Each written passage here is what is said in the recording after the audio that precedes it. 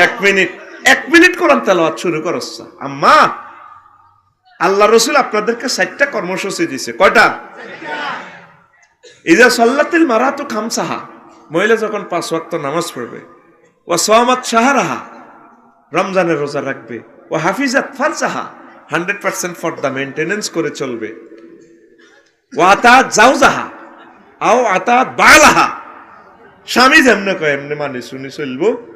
এই 4টা কাজ করলে কিলা লাহাত খুলিবি না ইয়া আবওয়াবিল জান্নাতে শিইতে, মহিলাকে বলা হবে, মহিলারে আল্লাহ জাল্লাহ শানু বলবেন জান্নাতের লক্ষ লক্ষ দরজা আছে, যে গেট দিয়ে মন চায় হাসতে হাসতে নাচতে নাচতে আমার জান্নাতে প্রবেশ করো।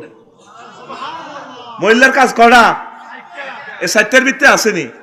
চাকরি লইলে একটা, আমি কেন ডিফেন্স করবোটা কেন?